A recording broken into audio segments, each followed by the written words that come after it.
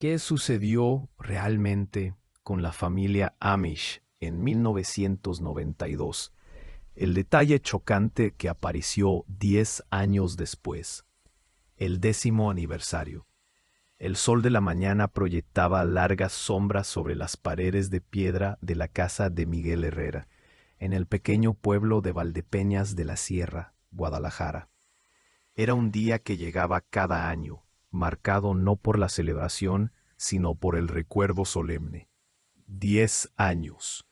Una década entera había pasado desde que su hermano Alejandro, su cuñada Carmen y sus 5 hijos, Pablo, Marcos, Isabel, Teresa y la pequeña Lucía, desaparecieron sin más explicación que una simple nota dejada sobre la mesa de la cocina. Miguel ajustó las sillas de madera que había bajado del desván. La transformación de su casa para el servicio conmemorativo había comenzado antes del amanecer. Donde normalmente estaba su cómodo sofá, ahora se alineaban filas de sillas sencillas mirando hacia la chimenea de piedra. La mesa del comedor había sido trasladada al patio, haciendo espacio para la reunión que pronto llenaría su hogar. El servicio había comenzado a las 8 de la mañana, con miembros de su comunidad rural reuniéndose silenciosamente. Hombres con sus mejores trajes oscuros, mujeres con mantillas negras cubriendo sus cabezas. Durante 2 horas rezaron el rosario, cantaron antiguos himnos castellanos y compartieron recuerdos de la familia Herrera. El padre José, el párroco del pueblo, había hablado elocuentemente sobre la fe en tiempos de prueba, sobre aceptar la voluntad de Dios, incluso cuando el entendimiento se nos escapa. Su voz resonaba contra las paredes encaladas mientras citaba el libro de Job. Ahora, cuando el reloj marcaba las 10 de la mañana, el servicio formal había concluido. La mayoría de la congregación se había despedido, volviendo a sus casas y quehaceres diarios. Solo quedaba un pequeño círculo, familia cercana, amigos íntimos y algunos ancianos del pueblo que habían conocido a Alejandro desde la infancia. Miguel observó al grupo reducido. Su prima María Dolores y su esposo Antonio estaban sentados cerca de la ventana. El cabello de Antonio, ahora completamente gris, había sido negro azabache hace 10 años. Esperanza García, que había sido la mejor amiga de Carmen desde el colegio, se secaba los ojos con un pañuelo bordado.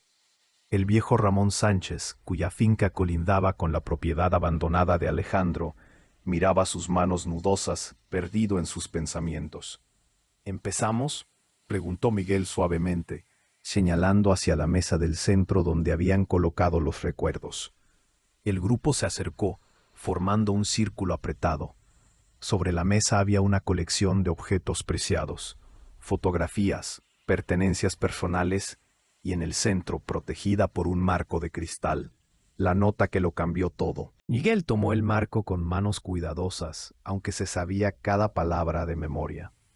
Escrita con la caligrafía cuidadosa de Alejandro, decía: «Nos vamos el fin de semana a visitar a la familia de Carmen en Teruel por asuntos urgentes. Volveremos el miércoles. No os preocupéis por los animales, he pedido a los Martínez que los cuiden. Alejandro». «Cada año leemos esto», dijo María Dolores con voz temblorosa. «Cada año me pregunto qué asunto urgente pudo llevárselos tan repentinamente». «¿Y qué familia?», añadió Antonio. «Comprobamos con todos los parientes de Carmen en Teruel, en Zaragoza hasta en Valencia. Nadie los vio. Nadie sabía nada de ninguna visita planeada». Esperanza tomó una fotografía enmarcada. Era la última foto de la familia, tomada apenas 2 días antes de la desaparición. Mostraba a toda la familia en la puerta principal de su casa. Alejandro, alto y moreno con su boina característica, Carmen a su lado sosteniendo a la bebé Lucía. Los otros niños alineados por altura, todos sonriendo con sus mejores ropas de domingo. Detrás de ellos, la ropa tendida ondeaba en la cuerda. «¡Qué niños más hermosos!», susurró, y su voz se quebró. Pablo tendría ahora 23 años, Marcos 21, Isabel 19, Teresa 14 y la pequeña Lucía, Su voz falló completamente. Lucía tendría 10. Un detalle revelador. Miguel tomó la carpeta marrón que contenía copias de los informes policiales. La investigación oficial había sido breve, obstaculizada por la renuencia de la comunidad rural a involucrar demasiado a las autoridades externas.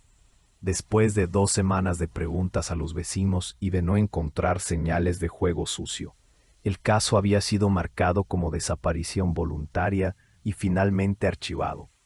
Hicimos lo que creímos mejor, dijo Ramón Sánchez, como leyendo los pensamientos de Miguel. En estos pueblos no corremos a la Guardia Civil con cada problema. Creíamos que volverían, siempre vuelven. Pero no volvieron, dijo Esperanza en voz baja. Y ahora nos reunimos cada año preguntándonos si deberíamos haber hecho más. Daniel Ruiz, otro vecino del pueblo que había ayudado en la búsqueda inicial, se acercó a una de las fotos. La estudió detenidamente, frunciendo el ceño. Era la misma fotografía familiar que Esperanza había sostenido, pero esta era la copia oficial de la Guardia Civil, ligeramente más grande y clara. Miguel, dijo Daniel lentamente, tu hermano y su familia se iban esa mañana para el fin de semana, ¿verdad? Eso es lo que decía la nota, respondió Miguel, confundido por la pregunta. ¿Por qué? Daniel giró la fotografía hacia el grupo y señaló la cuerda de tender visible al fondo. Mirad aquí. Ropa recién lavada colgada en la cuerda. Ved cómo las prendas aún están oscuras por la humedad en la parte inferior. Esto fue tomado por la mañana temprano, como dijiste. Y, preguntó Antonio, ¿por qué Carmen haría la colada la mañana que se iban para todo el fin de semana? La ropa se estropearía con la lluvia, la ensuciarían los pájaros, se decoloraría con el sol. Ninguna mujer de pueblo dejaría la ropa tendida 3 días. Carmen era muy meticulosa con esas cosas. El grupo se acercó más, examinando la fotografía con renovado interés. Esperad, María Dolores jadeó suavemente. ¿Qué es eso? Esa prenda amarilla parece demasiado brillante para ser ropa normal del pueblo. Miguel apartó la fotografía de los demás para verla mejor. Entre las camisas blancas y los delantales oscuros típicos de la vestimenta rural, había algo amarillo fluorescente. Su corazón dio un vuelco cuando reconoció lo que era. ¿Es un chaleco reflectante? Su voz sonó extraña incluso para él mismo. ¿De la Guardia Civil? La voz de Esperanza estaba aguda por la sorpresa. El sargento Mendoza, dijo Miguel lentamente, mientras el recuerdo volvía. Carlos Mendoza. Era amigo de Alejandro desde el servicio militar. Ayudaba a nuestra comunidad muchas veces. Arreglaba cercas, ayudaba con las cosechas cuando estaba fuera de servicio. Un buen hombre que respetaba nuestras costumbres. Lo recuerdo, exclamó Ramón, siempre educado. Nunca nos presionaba cuando preferíamos resolver las cosas a nuestra manera. Pero, ¿por qué su chaleco estaba en la colada de Carmen? Miguel estudió la fotografía más detenidamente. El chaleco era claramente visible ahora que sabían qué buscar. La palabra Guardia Civil, parcialmente visible en la prenda brillante. No recuerdo que viniera después, dijo Miguel. Después de que Alejandro desapareciera, cuando se acabó la investigación oficial, el sargento Mendoza vino algunas veces más para ver cómo estábamos, cómo estaba mi madre. Pero no recuerdo que preguntara por un chaleco. Mi Pilar, que en paz descanse, continuó Miguel, refiriéndose a su difunta esposa, que había muerto 3 años antes. Guardó muchas de las pertenencias de Alejandro y Carmen después de que quedó claro que no iban a volver. Quizás el chaleco todavía esté entre sus cosas. Esperanza dejó la fotografía con manos temblorosas. Quizás deberíamos hablar con el sargento Mendoza sobre esto. Puede que no signifique nada, pero después de 10 años, cualquier pequeña cosa podría ayudarnos a entender. ¿Pero qué podría hacer ahora?, preguntó María Dolores lentamente. Ha pasado una década. La Guardia Civil cerró el caso hace mucho tiempo. Nosotros mismos elegimos no insistir más. aceptar la voluntad de Dios en este asunto. Pero nunca encontramos paz con ello, interrumpió Esperanza. Decimos que lo aceptamos, pero nos reunimos cada año porque no podemos dejarlo ir. Quizás la voluntad de Dios incluya que finalmente busquemos respuestas. Búsqueda en el pasado. Voy a buscar el chaleco, decidió Miguel. Si no sirve para otra cosa, debería devolvérselo al sargento Mendoza. Es lo correcto. El grupo murmuró su acuerdo. Pasaron otra media hora mirando las fotografías y recuerdos restantes. El libro de oraciones favorito de Alejandro, el dedal que Carmen usaba para coser, los dibujos que los niños habían hecho en la escuela, un tarro de miel de la última cosecha de Alejandro. Cada objeto fue tratado con reverencia, pasando de mano en mano, acompañado de un recuerdo o una oración. Finalmente, cuando el reloj se acercaba al mediodía, la reunión comenzó a dispersarse. Cada miembro de la familia y amigo abrazó a Miguel, murmurando palabras de consuelo que habían sido repetidas tantas veces que se habían pulido como piedras de río. Nos vemos en misa el domingo, dijo Antonio, colocándose la boina. Gracias por recibirnos este año, dijo María Dolores. Significa mucho recordarlos aquí, en tu casa, donde Alejandro pasó tanto tiempo. Uno a uno se fueron marchando, hasta que solo quedaron Miguel y Ramón. El anciano se apoyó pesadamente en su bastón. Miguel, dijo en voz baja, hay algo más que deberías saber. No lo mencioné antes porque, bueno, no parecía importante entonces. Miguel esperó, sintiendo que el aire de la habitación se volvía más denso. La semana antes de que desaparecieran, vi coches extraños por la zona. Hombres de ciudad, con trajes, merodeando por las propiedades. Alejandro estaba preocupado. Me dijo que querían comprar tierras para algún proyecto de desarrollo. ¿Desarrollo? ¿Aquí? Miguel frunció el ceño. Nadie ha querido desarrollar nada en este pueblo desde hace décadas. Eso es lo que todos pensamos, pero insistían. Alejandro me dijo que lo estaban presionando, que cada vez eran más insistentes. Incluso habló con el alcalde sobre ello. Ramón se calló, mirando por la ventana hacia las colinas distantes. ¿Y luego? Luego desaparecieron, y curiosamente esos hombres de ciudad nunca volvieron, como si lo que fuera que buscaban ya no importara. Miguel sintió un escalofrío recorrer su espalda. Se lo dijiste a la Guardia Civil, decirles que vi algunos coches, que unos hombres preguntaron por tierras. No es ilegal. Y en ese momento, todos pensábamos que Alejandro volvería en unos días. Después de que Ramón se fuera, Miguel subió al desván. Entre las vigas de madera centenarias y el olor a polvo y recuerdos, encontró las cajas que Pilar había guardado con tanto cuidado. Abrió la tercera caja y allí, doblado cuidadosamente entre una camisa de trabajo de Alejandro y un delantal de Carmen, estaba el chaleco amarillo fluorescente de la Guardia Civil. Lo sacó con cuidado. Guardia Civil estaba escrito en la espalda con letras reflectantes, y en el frente un pequeño parche bordado. GCTO Mendoza. Miguel bajó las escaleras con el chaleco en las manos. Necesitaba hablar con Carlos Mendoza. Necesitaba entender por qué ese chaleco estaba en casa de su hermano esa mañana. Y tal vez, solo tal vez, después de 10 años, finalmente obtendría algunas respuestas. Encuentros inesperados.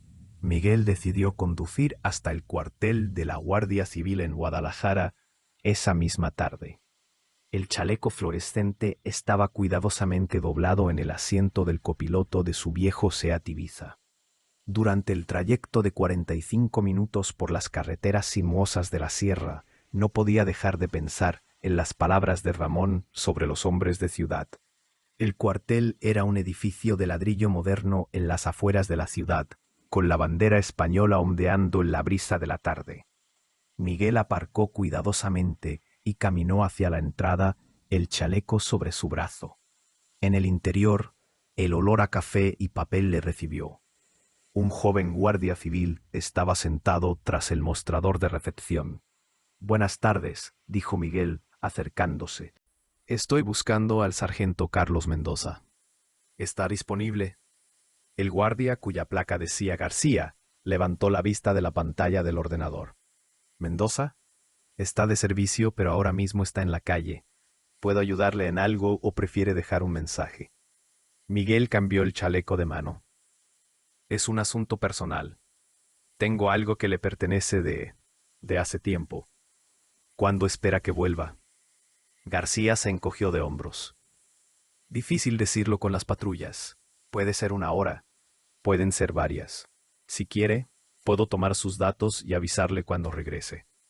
No, gracias, dijo Miguel. Volveré más tarde.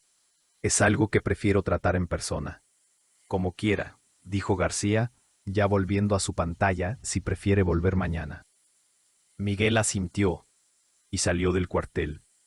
Una vez en su coche, permaneció sentado un momento, considerando sus opciones. La casa de campo de Alejandro necesitaba una revisión, y ya estaba fuera del pueblo. Podría pasar por allí y volver al cuartel más tarde. Condujo de vuelta hacia las montañas, tomando el desvío que llevaba a las propiedades más rurales. La casa de campo de Alejandro estaba en una parcela de 20 hectáreas de buena tierra, separada de la propiedad principal, unos 15 minutos más al interior.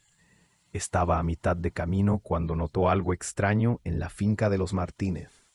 Dos hombres con trajes oscuros estaban junto a un Mercedes negro, y José Martínez se alejaba de ellos con las manos levantadas en un gesto de frustración. Miguel frenó inmediatamente y salió del coche. Al acercarse, pudo oír voces alteradas. Se lo dije ayer y antes de ayer. José estaba diciendo con su fuerte acento serrano. Esta tierra no está en venta. Ha sido de mi familia durante generaciones. Los tiempos cambian, señor Martínez, dijo uno de los hombres trajeados. Su acento era claramente de Madrid, pulido y condescendiente. La oferta que le hacemos es más que generosa. Podría comprar tierras en otro lugar, mejores tierras. No hay mejores tierras que las que Dios nos dio para cuidar, respondió José con firmeza. Por favor, márchense de mi propiedad. El segundo hombre dio un paso hacia José, su postura amenazante. Ustedes, los paletos, piensan que pueden sentarse en propiedades valiosas para siempre, sin contribuir al progreso, a la economía. ¿Hay algún problema aquí?, llamó Miguel, acelerando el paso. Los tres hombres se giraron. El rostro de José mostró alivio al ver una cara familiar. Los dos hombres trajeados intercambiaron miradas. No hay ningún problema, dijo el primer hombre suavemente. Solo una conversación de negocios. No parece que el señor Martínez esté interesado en su negocio, dijo Miguel, posicionándose junto a José. Les ha pedido que se vayan. El segundo hombre se acercó más. ¿Y usted quién es? Un vecino. Y alguien que va a llamar a la Guardia Civil si no respetan los deseos de este hombre de que lo dejen en paz. Miguel sacó su móvil, asegurándose de que pudieran verlo. Los dos hombres se miraron de nuevo. El primero metió la mano en el bolsillo y sacó una tarjeta de visita, tirándola al suelo a los pies de José. Piense en nuestra oferta, señor Martínez. Volveremos. Conexiones peligrosas. Los hombres caminaron hacia su coche con deliberada lentitud, como si no estuvieran intimidados. Miguel memoró la matrícula mientras se alejaban. El coche no tenía logos de empresa ni marcas identificativas. Gracias, Miguel, dijo José una vez que se alejaron, agachándose para recoger la tarjeta. Han estado aquí todos los días esta semana, siempre lo mismo, queriendo comprar mi tierra, cada vez más insistentes. ¿Qué quieren exactamente?, preguntó Miguel. José negó con la cabeza. Hablan de desarrollo, progreso, mejor uso de la tierra, pero no dan detalles concretos. Hizo una pausa pareciendo incómodo. ¿Sabes? Algo así pasó antes, hace unos 10 años. Miguel sintió que se le helaba la sangre a pesar del calor de la tarde. 10 años, cuando desapareció mi hermano. Sí, ahora que lo mencionas. Quizás unos meses antes. A Alejandro también lo visitaban hombres así. Recuerdo que estaba preocupado por ello. Habló con el padre José. José se calló, no queriendo mencionar la desaparición directamente. ¿Estos hombres dijeron de qué empresa son? Miguel preguntó. José le entregó la tarjeta. Era blanca, con solo un número de teléfono y las palabras «Desarrollos Territoriales Asociados» en simple texto negro. Sin nombres, sin dirección. En realidad, iba camino de hablar con el sargento Mendoza sobre otro asunto. Dijo Miguel, le mencionaré esto. Siempre ha sido un amigo de nuestra comunidad. Quizás pueda investigar si estos hombres tienen derecho a acosarte así. Te lo agradecería, dijo José, aunque dudo que la ley pueda hacer mucho si solo están pidiendo comprar.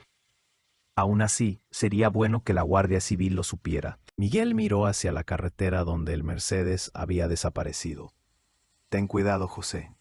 Quizás asegúrate de no estar solo cuando vuelvan. Ten a tus hijos o vecinos cerca. Lo haré. Gracias de nuevo, Miguel. Que Dios te bendiga. Miguel volvió a su coche inquieto por el encuentro. Mientras continuaba conduciendo hacia la casa de campo de Alejandro, no podía quitarse la sensación de que el pasado estaba agitándose, de que viejos secretos estaban luchando por salir a la luz. La entrada a la propiedad de Alejandro estaba marcada por 2 pilares de piedra que habían estado allí durante más de un siglo. Cuando Miguel redujo la velocidad para entrar, notó un coche patrulla de la Guardia Civil estacionado al otro lado de la carretera, con el motor al ralentí. La ventanilla del conductor estaba bajada y a través de ella pudo ver una figura familiar con gafas de sol, el sargento Carlos Mendoza. Miguel dio la vuelta y aparcó detrás del coche patrulla. Cuando se acercó, Mendoza se quitó las gafas de sol, revelando ojos cansados que brillaron con reconocimiento. Miguel Herrera, dijo Mendoza con calma. ¿Cuánto tiempo? ¿Cómo estás? Hola, sargento Mendoza. Bien, gracias. Miguel miró la carretera vacía. Patrullando por aquí, parece inusual para alguien de su rango. Mendoza se rió entre dientes, solo echando un vistazo a la zona. Pasaba por aquí y vi la vieja casa de Alejandro. Su expresión se volvió más seria. Difícil creer que han pasado 10 años. Todavía pienso en ese caso a veces. Es curioso que lo mencione, dijo Miguel, tocado por el sentimiento. De hecho, lo estaba buscando en el cuartel hace un rato. Tengo algo que discutir con usted sobre el caso de Alejandro. ¿Oh? Las cejas de Mendoza se arquearon ligeramente. Sí, encontré algo suyo en casa de Alejandro. Miguel volvió a su coche y sacó el chaleco. Estaba en una caja con otras pertenencias. Creo que es suyo. Mendoza tomó el chaleco, examinándolo con una expresión ilegible. ¿Un chaleco? No me... Lo giró. Vio su nombre bordado en el parche y su rostro palideció. Oh, sí, claro, es mío. Lo había olvidado por completo después de todos estos años. ¿Cómo acabó en casa de mi hermano?, preguntó Miguel. Mendoza dejó el chaleco en el asiento trasero y se frotó la mandíbula pensativamente. Fue esa mañana, la mañana en que se fueron. Había parado para hablar algo con Alejandro y Carmen, siendo tan hospitalaria como era, me invitó a desayunar. No aceptaba un no por respuesta. Ya sabes cómo era. Miguel asintió, recordando la legendaria hospitalidad de su cuñada.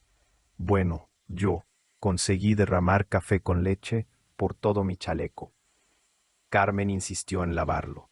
Dijo que estaría seco antes de que me fuera. Protesté, por supuesto, pero... Mendoza se encogió de hombros. No se discutía con Carmen Herrera cuando decidía ayudarte. Preguntas sin respuesta. Nunca mencionó esa visita en la investigación, dijo Miguel lentamente. ¿Puedo preguntar qué estaba discutiendo con Alejandro esa mañana? Algo parpadeó en el rostro de Mendoza. ¿Era nerviosismo? Oh, hace tanto tiempo. Creo que era algo sobre seguridad en la zona.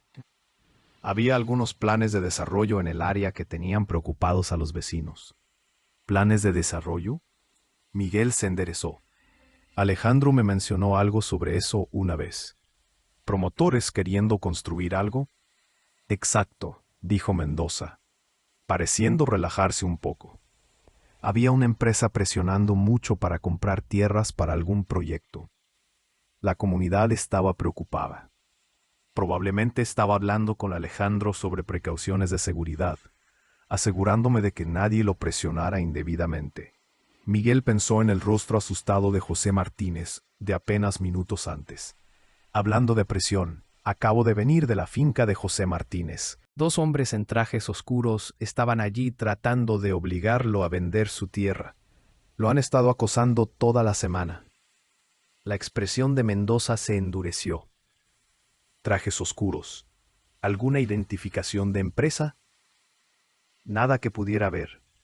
Se fueron cuando amenacé con llamar a la Guardia Civil, pero dijeron que volverían. Miguel sacó la tarjeta de visita.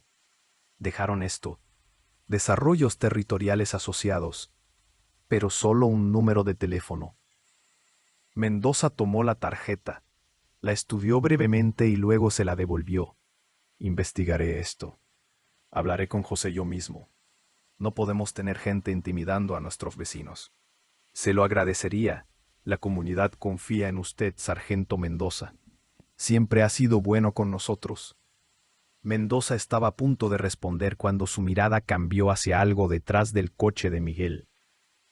Todo su comportamiento cambió, volviéndose alerta y concentrado. Miguel se giró para ver un Mercedes negro acercándose desde la dirección del pueblo, el mismo coche de la finca de José Martínez. «Escuche, Miguel», dijo Mendoza rápidamente, arrancando el motor. «Definitivamente seguiré con esto. Hablaré con José. Y deberíamos discutir más sobre el caso de su hermano. Puede que haya conexiones que explorar, pero ahora mismo tengo algo urgente que atender». «Por supuesto», dijo Miguel, apartándose. «Gracias por su tiempo». «Gracias por devolver el chaleco», gritó Mendoza mientras se incorporaba a la carretera. «Cuídese, Miguel». Miguel observó cómo el coche patrulla seguía al Mercedes a una distancia discreta. Parecía que Mendoza ya estaba investigando a los hombres que habían amenazado a José. Se sintió reconfortado, sabiendo que el sargento estaba tomando medidas inmediatas. Condujo por la entrada de la finca, notando cómo el camino de grava estaba ahora más lleno de malas hierbas que de piedras. La casa de campo se erguía como un centinela cansado, su pintura blanca desconchada, las contraventanas verdes desteñidas por el sol. El cartel de «Se vende», que había puesto 5 años después de la desaparición, colgaba en ángulo, desgastado por el clima y decolorado. En 5 años, solo un puñado de personas había mostrado interés y ninguna había llegado a hacer una oferta formal. La propiedad era hermosa a pesar de su abandono. 20 hectáreas de buena tierra de cultivo con un pozo profundo y la casa de campo de 2 plantas que Alejandro había mantenido con tanto cariño. Pero la comunidad rural era insular y los compradores de la ciudad siempre se sentían incómodos comprando propiedades en el corazón del campo. Mientras tanto, la mayoría de las familias locales ya tenían sus propias tierras o no podían permitirse el precio pedido. Miguel aparcó y entró en la casa con su llave. Las motas de polvo bailaban en la luz de la tarde que se filtraba a través de las ventanas sucias. El aire olía a cerrado, a madera vieja y recuerdos abandonados. Estaba limpiando telarañas de la cocina cuando oyó un coche detenerse en el camino. A través de la ventana vio un sedán que no reconocía. Un hombre con traje de negocios salió, estudió el cartel de «Se vende» y caminó hacia la casa. Miguel lo encontró en la puerta. «Buenas tardes», dijo el hombre con una sonrisa profesional. «Vi el cartel. ¿Esta propiedad sigue disponible?»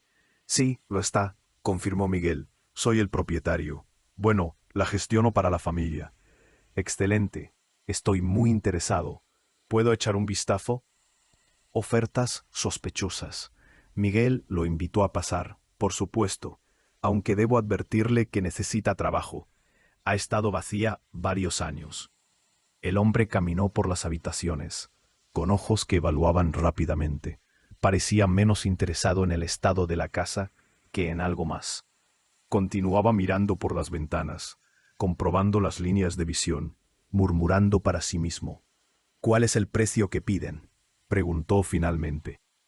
Miguel nombró la cifra que había establecido 5 años atrás, un valor justo de mercado para la tierra y los edificios. El hombre se rió. «¿Por esto? En estas condiciones le daré la mitad». «Eso está muy por debajo del valor solo de la tierra», protestó Miguel. «La tierra está en medio de la nada, rodeada de pequeñas fincas rurales, potencial de desarrollo limitado. La mitad de lo que pide es generoso». Miguel se debatía. La oferta era insultante, pero la propiedad había estado vacía tanto tiempo. Cada mes significaba más deterioro, más gastos. Podría quizás bajar un 15%, pero... «Lleguemos a un acuerdo», interrumpió el hombre, sacando un mapa de su maletín. «Déjeme mostrarle mis planes para la propiedad». Extendió el mapa sobre la polvorienta mesa de la cocina. Miguel vio la propiedad de la finca delineada en rojo, con varias anotaciones de desarrollo. Pero su atención fue captada por otra marca, un área circulada en la región montañosa al norte, marcada con símbolos que no entendía. «¿Qué es esto?», preguntó Miguel, señalando las marcas de la montaña. El hombre miró donde Miguel estaba señalando y rápidamente dobló esa sección del mapa. Nada relevante, solo marcas topográficas. Pero Miguel había visto suficiente. Los símbolos parecían indicar algún tipo de instalación o proyecto. Y la ubicación estaba peligrosamente cerca de donde habían desaparecido varias rutas de senderismo locales en los últimos años. «Necesito pensarlo», dijo Miguel con cautela. «Es una decisión familiar». La expresión amistosa del hombre se desvaneció. «No piense demasiado tiempo. Las oportunidades como esta no duran para siempre». Sacó una tarjeta de visita. Era idéntica a la que los hombres habían dejado a José. «Desarrollos territoriales asociados. Llámeme cuando esté listo para ser razonable», dijo el hombre dirigiéndose hacia la puerta. «Sería una lástima que esta propiedad se deteriorara más. Los accidentes ocurren en casas abandonadas. Incendios, vandalismo. Tantas cosas pueden salir mal». «¿Me está amenazando?», preguntó Miguel, sintiendo que la ira crecía en su pecho.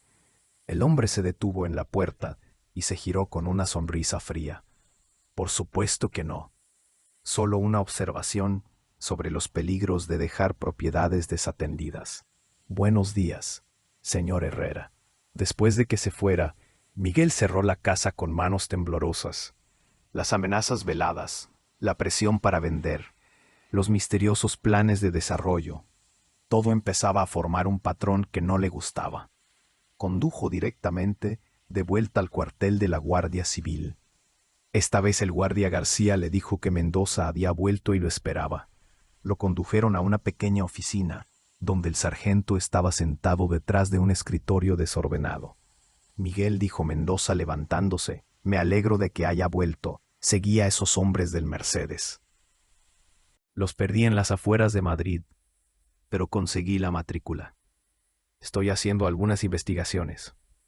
«Acaban de visitarme en la casa de campo de Alejandro», dijo Miguel, sentándose. «El mismo grupo, creo. Desarrollos territoriales asociados. Me amenazaron veladamente cuando rechacé su oferta ridícula». El rostro de Mendoza se oscureció. «¿Lo amenazaron?». «Cuénteme exactamente qué dijeron». Miguel relató el encuentro, incluyendo el detalle sobre el mapa y las extrañas marcas en las montañas. Cuando mencionó la ubicación, vio que algo cambiaba en los ojos de Mendoza. «¿Las montañas al norte? ¿Está seguro?». «Sí». «¿Por qué? ¿Qué hay allí?». Mendoza se levantó y cerró la puerta de la oficina. Cuando volvió a sentarse, su voz era más baja. «Miguel, voy a compartir algo con usted, pero necesito que sea discreto. Llevamos meses investigando algunas actividades sospechosas en esa zona. Desapariciones de excursionistas, informes de luces extrañas, vehículos no identificados. Y ahora estos promotores aparecen, interesados en propiedades que dan acceso a esa área. Revelaciones. ¿Cree que está relacionado con la desaparición de mi hermano preguntó Miguel, sintiendo que su corazón se aceleraba. Mendoza se frotó la cara con las manos. No lo sabía entonces, pero ahora. Miguel, ¿su hermano alguna vez mencionó haber visto algo extraño en las montañas?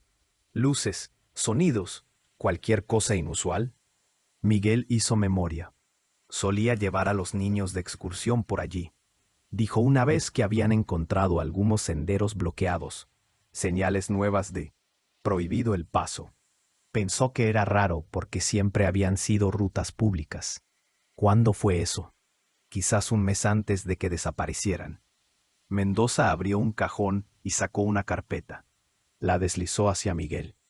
Estos son informes de otras familias de la zona que han desaparecido en los últimos 15 años. No muchas, lo suficiente para no llamar la atención, pero hay un patrón. Miguel hojeó los informes, sintiendo náuseas. 5 familias, todas de zonas rurales, todas con propiedades cerca de las montañas, todas desaparecidas sin dejar rastro. ¿Por qué no se hizo pública esta conexión? Órdenes de arriba, dijo Mendoza con amargura. Se me dijo que no creara pánico, que no había pruebas suficientes de una conexión. Pero yo sabía que algo no estaba bien. Por eso visitaba a su hermano esa mañana. Quería advertirle, decirle que tuviera cuidado. Pero llegó demasiado tarde. Cuando llegué estaban actuando normal. Desayunamos, hablamos del tiempo de los niños. Carmen lavó mi chaleco. No mencionaron ningún viaje. Cuando me fui a mediodía todo parecía bien. 3 horas después, cuando volví a pasar por allí, se habían ido. Volvió el mismo día. Mendoza asintió. Algo me molestaba. Un presentimiento. Pero la casa estaba cerrada, el coche no estaba, y estaba esa nota. Parecía legítimo. Los Martínez confirmaron que Alejandro les había pedido que cuidaran de los animales. No había señales de lucha. Pero ahora piensa que no se fueron voluntariamente. Creo que alguien los obligó a escribir esa nota. Alguien que sabía que la comunidad no acudiría inmediatamente a las autoridades, que esperarían, que darían tiempo para que cualquier rastro se enfriara.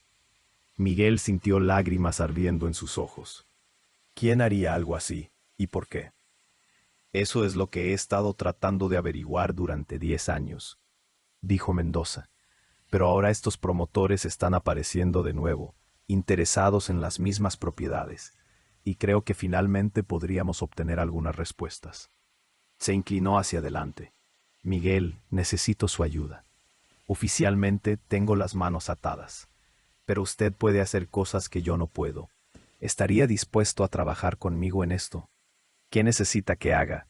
Mantenga el contacto con estos promotores. Finja interés en vender, pero retrase.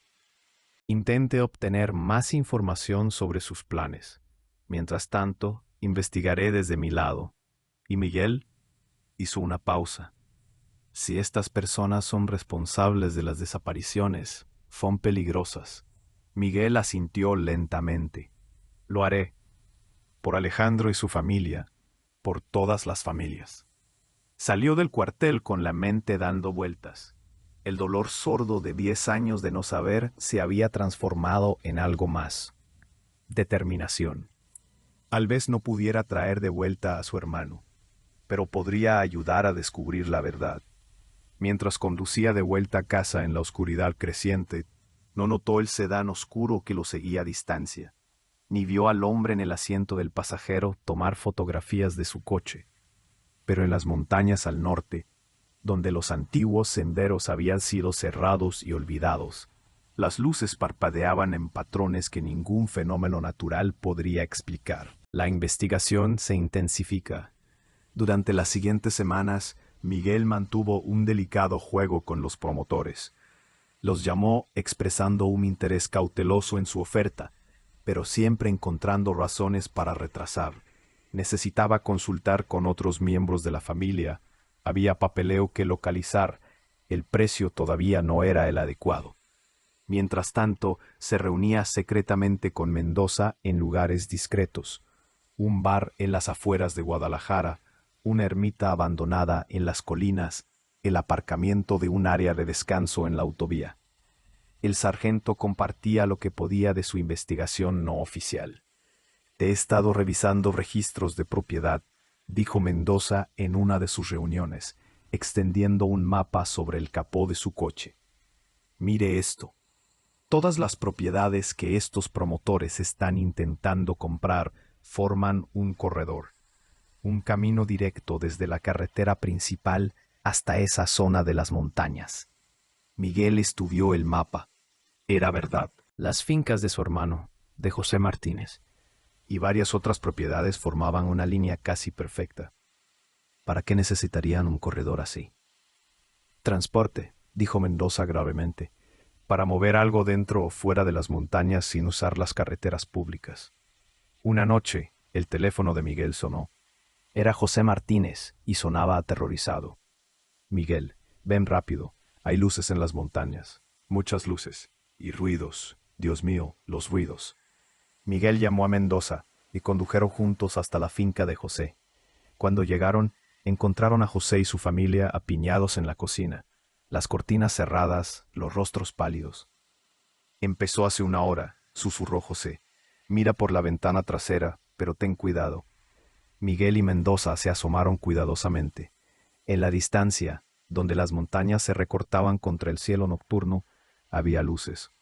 No las luces fijas de casas o pueblos, sino luces que se movían, que pulsaban, que formaban patrones extraños. Y débilmente, llevado por el viento nocturno, llegaba un zumbido grave que hacía vibrar las ventanas. «Madre de Dios», murmuró Mendoza, «¿cuánto tiempo lleva pasando esto?» «Esta es la primera vez que es tan obvio», dijo José. «Pero hemos visto cosas raras durante meses. Helicópteros sin marcas, convoyes de camiones en mitad de la noche, hombres con equipos extraños tomando medidas en los campos». «¿Por qué no lo denunciaste?», preguntó Mendoza. José lo miró con ironía. «¿Y decir qué? ¿Que hay luces raras en las montañas? Me habrían tomado por loco. Además, después de lo que le pasó a Alejandro, la gente tiene miedo de hablar». Las luces continuaron durante otra hora antes de cesar abruptamente. El silencio que siguió fue casi más inquietante que el ruido.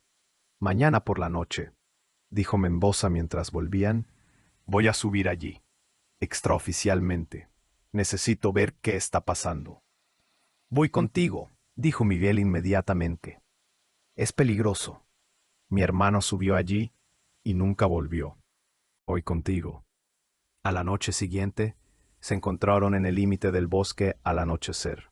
Mendoza había traído equipo, linternas, una cámara con teleobjetivo, incluso un arma que guardó discretamente en su chaqueta. «Si algo sale mal», dijo mientras comenzaban a subir, «corre. No intentes ser un héroe. Corre y cuenta a alguien lo que hemos encontrado». Subieron en silencio durante una hora, siguiendo uno de los antiguos senderos que aún no había sido bloqueado. El bosque estaba extrañamente silencioso, sin el canto nocturno habitual de búhos o el susurro de pequeños animales. Entonces lo vieron. A través de los árboles, en un valle que debería haber estado vacío, había una instalación. Edificios bajos de hormigón, vallas de alta seguridad, antenas y equipos que Miguel no podía identificar. Y moviéndose entre los edificios, figuras con uniformes oscuros. Mendoza sacó la cámara y comenzó a tomar fotografías. «Dios santo», susurró, «¿cuánto tiempo lleva esto aquí?». Un sonido los hizo congelarse. Pasos, acercándose por el sendero detrás de ellos. Mendoza guardó la cámara y sacó su arma, empujando a Miguel detrás de un árbol grande. Las pisadas se acercaron. Entonces, una voz que Miguel reconoció lo heló hasta los huesos. «Sé que están ahí», dijo la voz. «Salgan despacio, con las manos donde pueda verlas». Era Carlos Mendoza, o mejor dicho, otra versión de Carlos Mendoza. El mismo rostro, la misma voz, pero con un uniforme diferente. Un uniforme con insignias que Miguel no reconocía. El Mendoza real a su lado estaba pálido como un fantasma, mirando a su doble con horror absoluto. «¿Qué demonios?», empezó a decir. Y entonces el mundo explotó en luz blanca. La verdad final. Miguel despertó en una habitación blanca. No había ventanas, solo una luz fluorescente que zumbaba suavemente. Trató de moverse y descubrió que no estaba atado, solo tremendamente mareado. Tranquilo, dijo una voz. El efecto pasará pronto. Miguel giró la cabeza y vio a Mendoza, el Mendoza real, sentado en una silla similar. Y frente a ellos, detrás de una mesa metálica, estaba el otro Mendoza. Imagino que tienen preguntas, dijo el doble con una sonrisa que no llegaba a sus ojos. ¿Qué eres?, preguntó el Mendoza real con voz ronca. Soy usted, sargento, o mejor dicho, soy lo que usted podría haber sido. Una versión alternativa, de un lugar muy parecido a este, pero con algunas diferencias cruciales. Eso es imposible, dijo Miguel. ¿Lo es? El doble se inclinó hacia adelante. Dígame, señor Herrera, ¿nunca se preguntó por qué ciertas áreas de las montañas fueron cerradas? ¿Por qué familias enteras desaparecían sin dejar rastro? ¿Por qué hay tanto interés en estas tierras específicas? ¿Dónde está mi hermano?, exigió Miguel.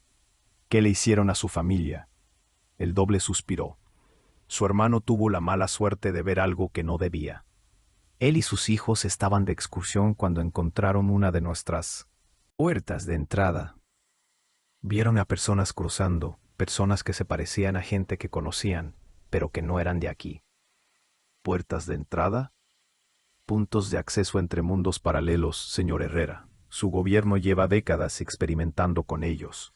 Al principio solo podían enviar objetos pequeños, luego animales. Finalmente descubrieron que del otro lado había otra España, otro mundo, con su propia gente. ¿Y las desapariciones? Daños colaterales, dijo el doble con frialdad. Cualquiera que descubría la verdad tenía que ser reubicado. No podíamos permitir que se supiera. El pánico sería incontrolable. ¿Reubicado? La voz de Mendoza tembló de ira. ¿Los mataron? No. Los enviamos al otro lado, a mi mundo. Están vivos, señor Herrera. Su hermano, su cuñada, sus sobrinos. Viven en una España muy parecida a esta, con nuevas identidades, vigilados, pero ilesos. Miguel sintió que el mundo giraba. ¿Están vivos? Sí, como las otras familias. Fue la solución más humana que pudimos encontrar. ¿Humana? Mendoza se levantó de un salto. ¿Arrancar a las personas de sus vidas es humano? Más humano que la alternativa, dijo el doble secamente. Siéntese, sargento, no hemos terminado. ¿Por qué nos cuenta esto?, preguntó Miguel. ¿Por qué no simplemente reubicarnos también? Porque la situación ha cambiado. Los experimentos han ido demasiado lejos. Hay complicaciones, efectos secundarios que no anticipamos. Las barreras entre los mundos se están debilitando. Por eso las luces son más visibles, por eso hay más actividad. Se levantó y caminó hacia una pared que de repente se volvió transparente. Del otro lado Miguel pudo ver la instalación que habían vislumbrado, pero ahora a plena luz del día. Y más allá, las montañas, pero no exactamente las montañas que conocía. Eran sutilmente diferentes, como una imagen ligeramente desenfocada. Necesitamos cerrar las puertas, continuó el doble. Permanentemente. Pero para eso necesitamos que las comunidades locales cooperen. Necesitamos las tierras para desmantelar la instalación de forma segura. Y necesitamos su silencio. ¿Y si nos negamos?, preguntó Mendoza. Entonces tomaremos las tierras de todos modos. Pero preferimos la cooperación. Por eso les estoy ofreciendo algo que nunca ofrecemos, la verdad y una opción. ¿Qué opción? El doble se giró hacia Miguel. Podemos traer a su hermano de vuelta, a toda la familia. Será complicado explicar dónde han estado durante 10 años, pero podemos arreglarlo. Memorias implantadas, documentos falsificados, volverán a casa. ¿A cambio de qué? Silencio, cooperación, venden las tierras, Convencen a los otros propietarios de hacer lo mismo. Y nunca hablan de lo que han visto aquí. Miguel miró a Mendoza, viendo su propio conflicto reflejado en los ojos del sargento. Su hermano vivo, los niños vivos. Después de 10 años de duelo. Necesito pruebas, dijo finalmente. Necesito verlos. El doble asintió. Es justo. Sacó un dispositivo y tocó la pantalla. La pared transparente cambió, mostrando lo que parecía ser una transmisión en vivo. Una calle de una ciudad. Edificios familiares pero diferentes. Y caminando por la acera, Alejandro, susurró Miguel.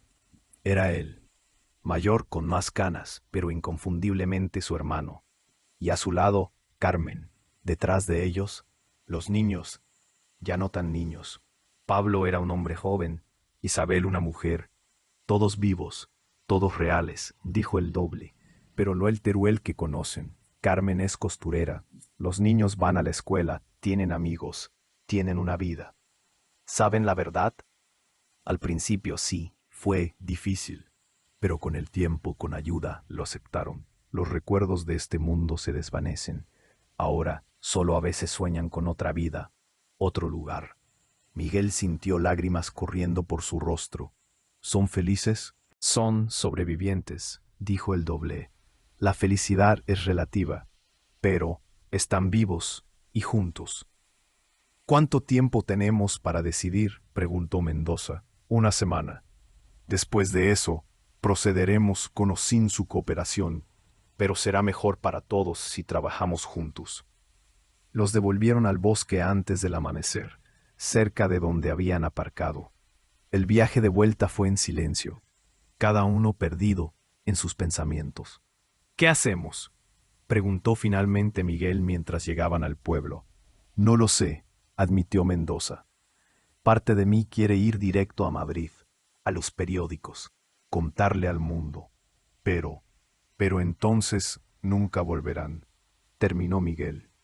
¿Y quién sabe qué más harían para mantener el secreto? ¿Confías en ellos? ¿Crees que realmente traerán a tu hermano de vuelta?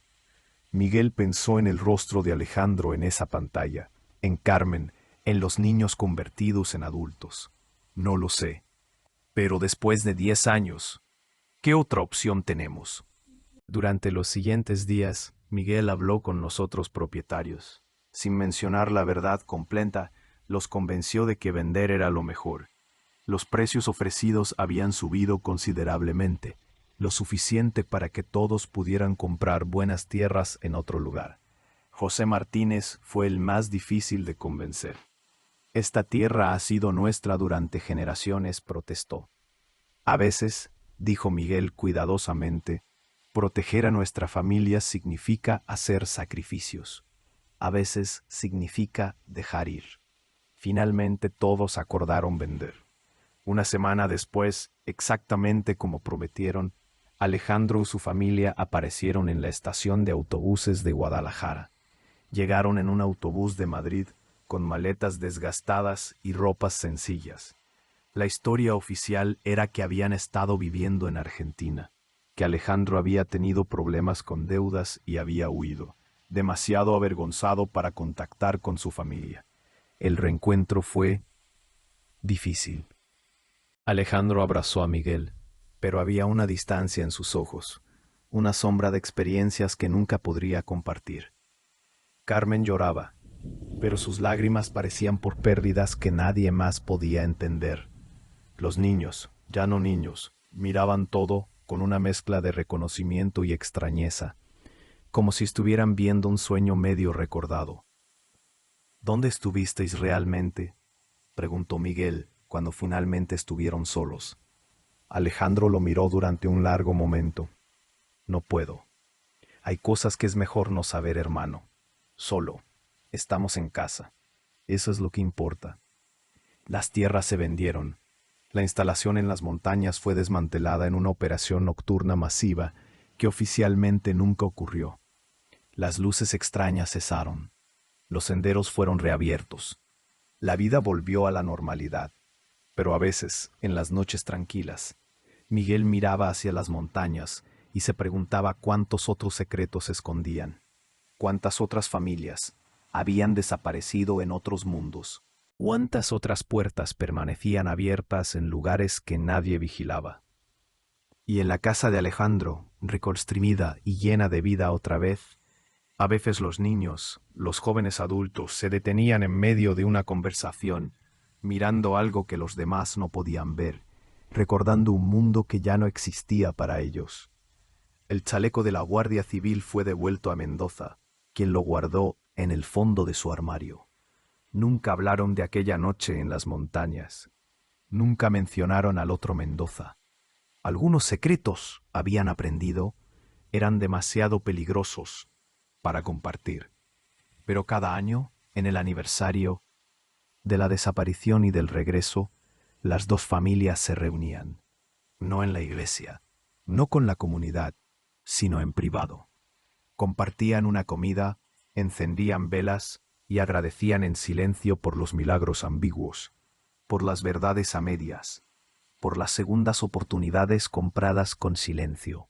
Y si a veces miraban hacia las montañas con inquietud, si a veces despertaban con pesadillas de luces imposibles y mundos duplicados, bueno, ese era el precio de saber demasiado, el precio de recuperar lo perdido. En el pueblo la vida continuó, las estaciones cambiaron, nuevas familias compraron las tierras vendidas, ajenas a su historia, y los secretos de las montañas durmieron, esperando. Porque los mundos paralelos, Miguel había aprendido, no desaparecen, solo esperan. Y las puertas, una vez abiertas, nunca se cierran del todo. Pero esa es otra historia, una que quizás es mejor no contar. Fin.